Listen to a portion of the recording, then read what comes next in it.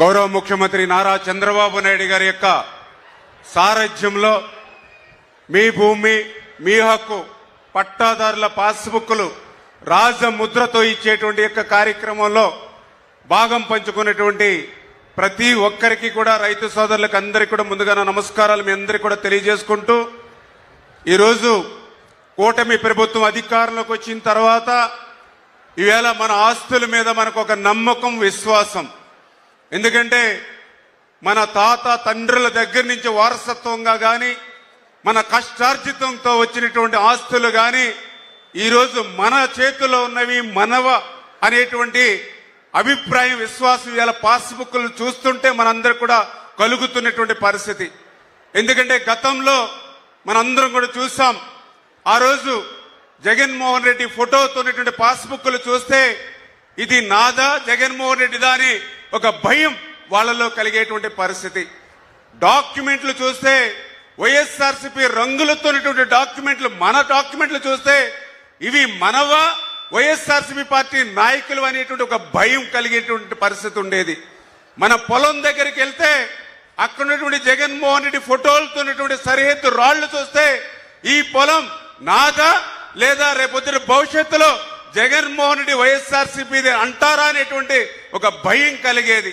ఎందుకంటే 5 సంవత్సరాల వాళ్ళ అరాచకత్వమైనటువంటి పాలనలో ఆ రోజు అటువంటి భయం మన అందరిలో ఉన్నటువంటి పరిస్థితుల్లో మళ్ళీ ఈరోజు అటువంటి వాటికి తావు లేకుండా ఈవేళ రాజముద్రతో గవర్నమెంట్ ఆఫ్ ఆంధ్రప్రదేశ్ ఈరోజు పట్టాదారు పాస్బుక్లు ఇస్తూ ఉంటే ఈవేళ మన ఆస్తులకి మనకు ఒక రక్షణ కలిగినటువంటి పరిస్థితి. లేని పక్షంలో మరి గతంలోనేటువంటి పాస్బుక్లైనా గతంలోని డాక్యుమెంట్లైనా వైఎస్ఆర్సీపీ పార్టీ కార్యాలయంలో రిజిస్ట్రేషన్ చెల్లుబాటు అవుతాయేమో తప్ప రిజిస్టర్ ఆఫీసులో చెల్లిపోయేటటువంటి పరిస్థితి లేదు. కానీ ఈరోజు ధైర్యంగా ఈరోజు మన పాస్బుక్లతో మన ఆస్తుల్ని రక్షించుకుంటూ మన రిజిస్టర్ ఆఫీసుల్లో లావాదేవీలు చేసుకునేటువంటి అవకాశం ఈరోజు గౌరవ ముఖ్యమంత్రి నారా చంద్రబాబు నాయుడు గారు ఇచ్చారనే విషయాన్ని స్పష్టంగా గుర్తు చేసుకుంటూ మరి ఇటువంటి రైతాంగానికి అండగా ఉండాలి తోడుగా ఉండాలనేటువంటి ఉద్దేశంతో మరి ఈవేళ ఇరిగేషన్ శాఖకు ఆంధ్రప్రదేశ్ రాష్ట్రంలో అత్యధికమైనటువంటి ప్రాధాన్యత ఇస్తున్నటువంటి ప్రభుత్వం ఈరోజు తెలుగుదేశం జనసేన బీజేపీ కూటమి ప్రభుత్వం. ఎందుకు ఈ మాట చెప్తూ ఉన్నానని అంటే ఆ రోజు 2014 2019 5 సంవత్సరాల తెలుగుదేశం ప్రభుత్వంలో ఇరిగేషన్ శాఖకు 71,000 కోట్ల రూపాయలు మనం బడ్జెట్ లో పెడితే తర్వాత వచ్చినటువంటి 19-24 5 సంవత్సరాల వైఎస్ఆర్సీపీ పాలనలో వాళ్ళు పెట్టింది 31,000 కోట్ల రూపాయలు. బడ్జెట్ పెరిగింది కానీ ఇరిగేషన్ శాఖ కేటాయింపులు తగ్గింది. ఆ 31,000 కోట్లలో కూడా వాళ్ళ అవినీతికే 20,000 కోట్ల రూపాయలు ఖర్చు పెట్టినటువంటి పరిస్థితి. అటువంటి పరిస్థితి లేకుండా ఈరోజు చంద్రబాబు నాయుడు గారు మరి నీటిపారుదల రంగానికి బాధ్యత వహిస్తూ అందులో ముఖ్యంగా రాయలసీమ రతనాల సీమగా మార్చాలనేటువంటి ఆలోచనతో పెద్ద ఎత్తున ఈవేళ మీకు నిధులు ఇస్తూ దానికి ఉదాహరణ ఒక అందరినివ ఇప్పుడే మన ఎమ్మెల్యే గారు మన శాసనసభ్యులు మిత్రులు చెప్పాడు జయనాగేశ్వర రెడ్డి. ఇప్పుడే చంద్రబాబు నాయుడు గారు హెలికాప్టర్ ఏదైతే ల్యాండ్ అయి దిగారో ఆ హెలిప్యాడ్ కి కనిపిస్తూ ఉంది కలకల్లాడుతూ చెరువులో జీవకళతో ఉట్టిపడుతూ ఉంది మరి నీళ్లు. ఇప్పుడే ఎమ్మెల్యే గారు చెప్పారు గత 5 సంవత్సరాల్లో ఒక చుక్క నీరు లేనిటువంటి ఈ చెరువు ఈ రోజు ఇంత జలకళతో ఉట్టిపడుతుంది అని అంటే ఇది మేము హంద్రీ నివా నుంచి ఈ నీళ్లు తెచ్చుకున్నామని.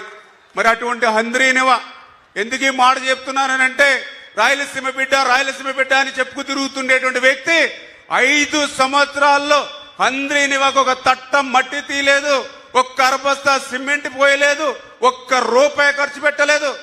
ఆఖరికి మీరు వాడుకునేటువంటి కరెంటు బిల్లుల మోటార్ల బిల్లులు కూడా ఎగ్గొట్టిపోయినటువంటి పరిస్థితుల్లో మళ్ళీ చంద్రబాబు నాయుడు గారు వచ్చి 5 సంవత్సరాల్లో వాళ్ళు చేయలేనటువంటి పనిని ఒక్క సంవత్సరంలోనే 3,860 కోట్ల రూపాయలు ఖర్చు పెట్టి ఆ హంద్రీ నివాను పూర్తి చేశారు. కాబట్టి ఈవేళ మీ కళ్ళెదర చెరువుల్లో నీళ్లు కనపడుతున్నటువంటి పరిస్థితి.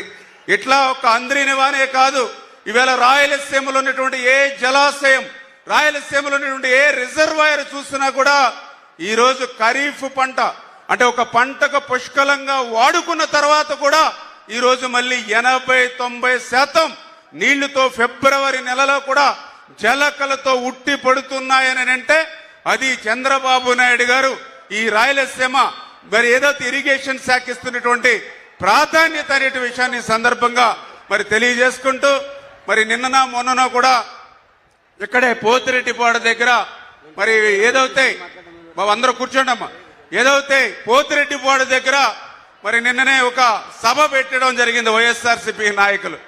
నిజంగా చాలా ఆశ్చర్యం కలిగింది మాకు కూడా.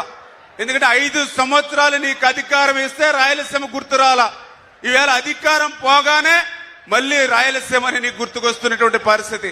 ఎందుకు ఈ మాట చెప్తూ ఉన్నానని అంటే మరి ఏదైతే ఆ రాయలసీమ లిఫ్ట్ అని ఏదైతే జగన్మోహన్ రెడ్డి చెప్తూ ఉన్నాడో మరి ఆ రాయలసీమ లిఫ్ట్ అనేది మరి ఎవరి హయాంలో మరి ఆ రోజు ఎన్జిటి మరి దాన్ని క్లోజ్ చేస్తారు. ఎందుకంటే 25/2020 అంటే ఆ రోజునే ఎన్జిటి ఒక కమిటీ వేసి ఈ కమిటీ రిపోర్ట్ వచ్చేంత వరకు కేవలం డిపిఆర్ అనుమతులు ఇచ్చింది తప్ప ఈ ప్రాజెక్టుకు అనుమతులు ఇవ్వనటువంటి పరిస్థితి. ఆ రోజు ముఖ్యమంత్రిగా ఎవరున్నారో ఈవేళ వైఎస్ఆర్సీపీ నాయకులు సమాధానం చెప్పవలసినటువంటి పరిస్థితి ఉంది.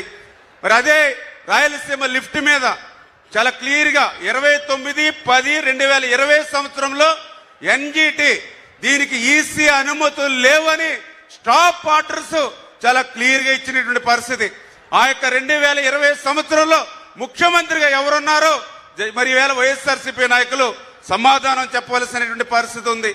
అదేవిధంగా 22/3/2024 సంవత్సరంలో మరి ఈసీ అనుమతులు లేకుండా దొంగచాటున ఏదైతే వాళ్ళ మట్టి పనులు అంటే కమిషన్ల కోసం మట్టి పనులు ఏదైతే 900 కోట్లు ఏదైతే ఈ జిల్లా పరివాహక ప్రాంతంలో ఉండేటువంటి మరి ఆ రోజు పెద్దిరెడ్డి మరి పెద్ద ఎత్తున దోపిడీ చేశాడో ఆ దోపిడీకి 2,65,00,000 రూపాయలు మరి ఆ రోజు ఎన్జిటి ఫైన్ విధించినప్పుడు ముఖ్యమంత్రి ఎవరో ఈవేళ వైఎస్ఆర్సీపీ నాయకులు చెప్పవలసినటువంటి అవసరం ఉంది. ఇంతకంటే అన్యాయం ఏంటంటే ఆ రోజు జగన్మోహన్ రెడ్డి ముఖ్యమంత్రిగా ఉండగానే 2023 సంవత్సరంలో ఈ యొక్క రాయలసీమ లిఫ్ట్ అనేది సాగునీరు కాదు, ఇది కేవలం డ్రింకింగ్ వాటర్ కోసమే అని చెప్పి 364 జీవోను సైతం ఆ రోజు జగన్మోహన్ రెడ్డి తీసుకొచ్చాడు. అంటే ఈ రకంగా 5 సంవత్సరాల అధికారంలో ఉండి 4 సంవత్సరాలు ఈ లిఫ్ట్ ఈసీ క్లోజ్ చేస్తే నిమ్మకు నీరెత్తినట్లు తాడే పిల్లలు నిద్రపోయి ఈవేళ అధికారం పోయిన తర్వాత మళ్ళీ ఈ రోజు ఇక్కడ ప్రజల్ని అబద్ధాలు అసత్యాలతో నమ్మించాలనేటువంటి మోసం దగా ఏదైతే ఈవేళ వైఎస్ఆర్సీపీ చేస్తూ ఉందో మరి దాన్ని అంతటినీ కూడా మనం కూడా ఎప్పటికప్పుడు ప్రజల్ని అప్రమత్తం చేయవలసినటువంటి అవసరం కూడా ఉంది అనే విషయాన్ని కూడా ఈ సందర్భంగా మరి తెలియజేసుకుంటూ మరి అదేవిధంగా ఇక్కడ కర్నూలు వెస్ట్ ప్రాంతం మాకు నారా లోకేష్ బాబు గారు కూడా ఆయన పాదయాత్ర యువగళం పాదయాత్రలో కూడా ఇక్కడ ప్రజల కష్టాలు కన్నీళ్లు దగ్గరుండి లోకేష్ గారు చూశారు. ఈ ప్రాంతం నుంచి వలసలు పోవడానికి కూడా ఆయన పాదయాత్రలో చూశారు. అందుకే మమ్మల్ని కూడా 4-5 సార్లు స్పెషల్ గా ఈ యొక్క వెస్ట్ ప్రాంతం కర్నూలుకి ప్రాధాన్యతనివ్వండి సాగునీటి రంగంలో అని లోకేష్ బాబు గారు కూడా మాకు చాలా సార్లు ఆదేశాలు ఇవ్వడం జరిగింది, ఆయన చర్చించడం జరిగింది.